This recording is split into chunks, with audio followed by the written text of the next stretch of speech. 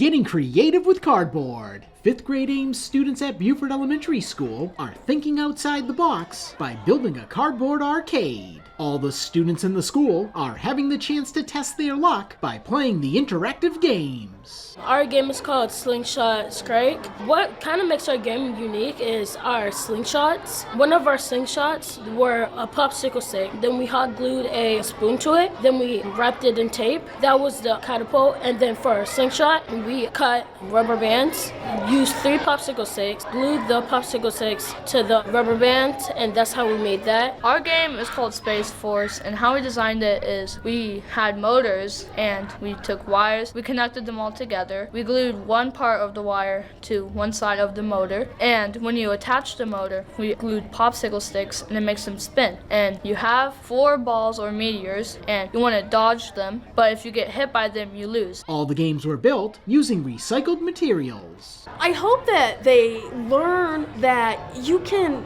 make anything from anything that you have at your house. Even something as simple as cardboard. You know, we use PVC pipes, cardboard, we use leftover tape rolls, all this stuff, and that they need to be creative and that not everything has to come brand new from a store, that you can make it. This project allows the students to use the engineering and design process, as well as math skills and more. We are using the engineering design process, but also we have to take our imagination too and bring it together. Also, we have to collaborate with our partners, and putting all of that together can sometimes be hard, but the final product of the games are just so much fun and amazing. What I learned is that it's not easy to make games, first of all, and we had to use a lot of teamwork to do this, so I really made a new friend out of this. You can come play the games tonight during the school's Ames Showcase. It starts at 5:30 p.m.